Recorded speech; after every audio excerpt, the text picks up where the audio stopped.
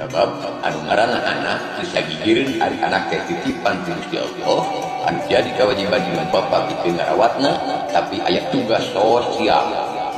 Ieu bapa dina ngati ngadiri leutik niara ti budak kararok di waktu orok sangkan eta budak jadi jalma anu berguna keur dirina, berguna keur keluargana, berguna keur masyarakat, oge berguna keur negara ing bangsa. Anu ngaranna tugas sosial inung bapa teu meunang ngarep-ngarep pamulang tarima tinu jadi anakna. Sabab anu ngaranna manusia, anu ngaranna anak jeung inung bapa ngabogaan tanggung jawab sewang-sewangan. Inung bapa wajib miara anak, anak boga kewajiban bakti kumati ngarasanan inung bapana. Cinta ka diri pribadi kusabab geus boga modal mika cinta Allah, geus deukeut jeung Allah. Mun jalma geus deukeut jeung Allah, eta jalma bakal deukeut jeung dirina. Lamun geus deukeut jeung dirina, bakal apal ka Gustina. Lamun geus apal ka Gustina, bakal boga rasa bodoh hirupna. Lain bodoh teu bisa nulis, lain bodoh teu bisa maca, lain bodoh teu bisa ngitung.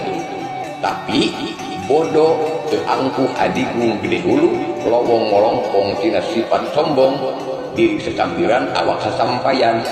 Jiwa raga teu ngaboga-boga, teu angkuh kuladang riku, teu balaga ku pangaboga. Tarapon teh ngagugureng teu pernah keuna nahina. Anu aya ngan dirihan, asihan, welasan, nyahan, kalbuna pinuh ku rasa duduluran. Rasa babaraya anakna geus sumarambah kana bayah jeung ragana. Balik deui kana jurulan tadi, sangkan bisa ngalaksanakeun silaturahmi, ngaji sesama ieu satengahna kajawab. Cinta ka salaki jeung cinta ka pamajikan dadasaran ku undang-undang anu ditulis dina surat kawin dina tahun 1874 bahwa suami istri mempunyai hak dan kewajiban yang sama. Anu hartina teu aya nu luhur ngan beda sebutan luhur. Lamun lalaki disebutna kepala keluarga, lamun awewe disebutna kepala rumah tangga. Jadi dina prakna ngarumah tangga lamun didasaran ku eta hartina moal hayang paluhur-luhur. Tong torekeun we doa anu katarima urang nalika kawin baheula. Loba anu doa cing sakinah mawadah warahmah ngan hanjakal moal daek sakinah urang. Lamun seg teu mawadah warahmah, sabab mawadah dasarna simpelna hartina tamplokeun rasa kanyaah ti lalaki kanu janten bojo. Warahmah tamplokeun ti bojo kanu janten saroge. Kakara sakinah tentrem ayem dina rumah tanggana. Utamana lalaki dina ngalaksanakeun harta perkawinan aya ijab kabul, aya perkara anu sakral. Dina ijab tungtungna disebutkeun dibayar kontan, maka secara estafet langsung dijawab tarima abdi nikah. Haknya dina tarima abdi nikah pemahamanana dina niatna urang lain ngan ukur narima pamajikan unggul, tapi narima sagala rupa nu aya di pamajikan cepika karakterna ngarah dina prakna rumah tangga. Lamun aya anu teu sapagodos jeung hate urang sadar sabab urang geus narima sajabati kitu bapana, indungna, keluargana, kaasup tetangga jeung lingkunganna.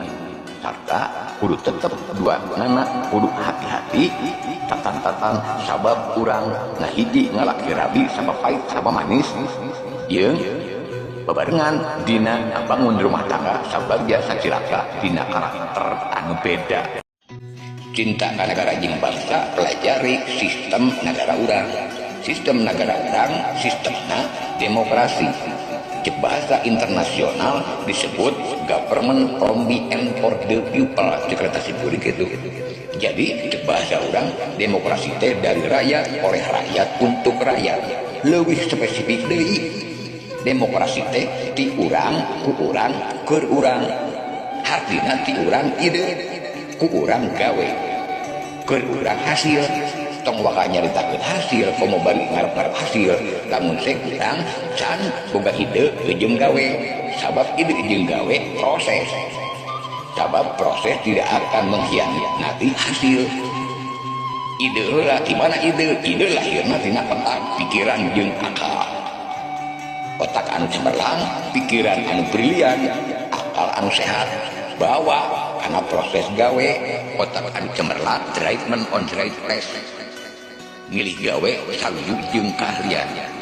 Pikiran anu brilian bakal bisa ngaresepkeun persoalan gawe dina waktu anu singkat. Akal anu sehat bakal terbebas dina sagala kesalahan. Lamun pareng gawe diintansi moal korupsi, lamun pareng dipercaya moal sulaya.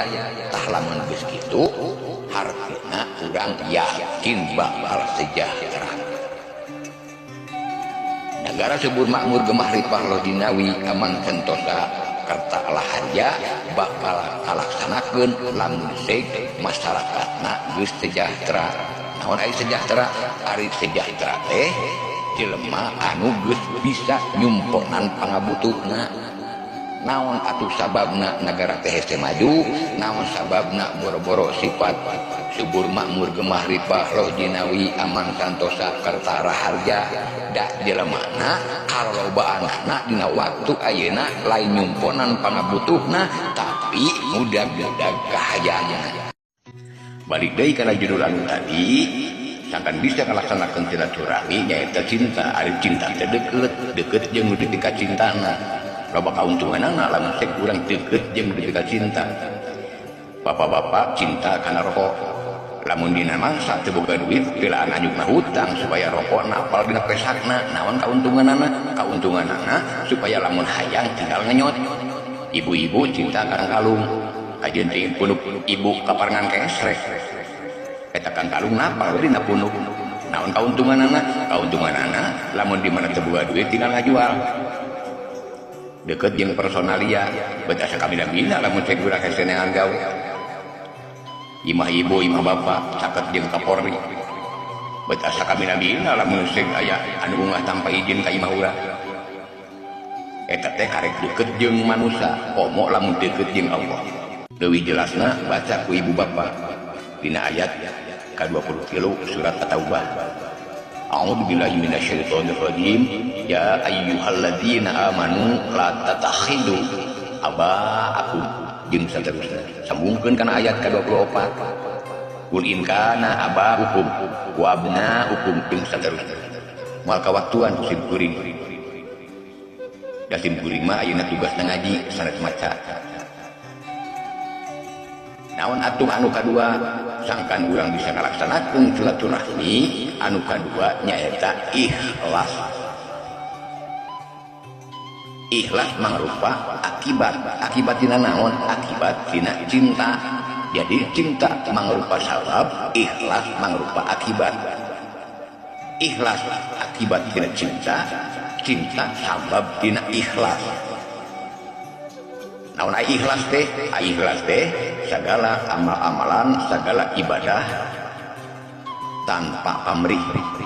Jadi harusnya sok sanajan urang ibadah itu ibadah ieu, sedekah itu sedekah ieu, tanaga itu tanaga ieu dikorbankeun urang ketika harta total general moal aya hargaan saeutik-eutik acan lamun teu dibarengan ku ikhlas.